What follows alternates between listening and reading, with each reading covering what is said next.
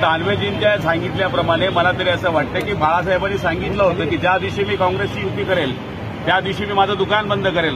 पण आता लेट आले दुरुस्त आले असं म्हणावं लागेल. त्यांच्या लक्षामध्ये आलं की ज्या दिवशी आपण हिंदुत्व, देश, धर्म आणि राज्य सोडतो त्यावेळेस काय चित्र होतं हे दानवेजींच्या लक्षात आलेलं आहे. आणि मला तरी असं वाटतं की शिवसेना प्रमुखांचे विचार सोडलेल्या माणसाला आज पश्चाताप होतो. परमेश्वर त्यांचं भलं करो.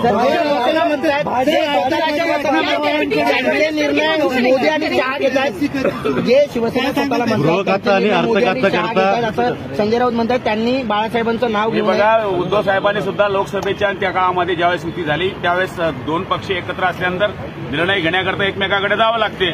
हे गोपीनाथ मुंडे साहेबांपासून तर प्रमोद महाजनांपासून ते बाळासाहेबांकडे यायचे निर्णय व्हायचे. एकमेकाकडे गेल्याशिवाय दोघं पक्षांचे निर्णय होऊ शकत नाही. हे बोलता येईना म्हणून काही अंगण वाकडा असा धंदा चाललाय.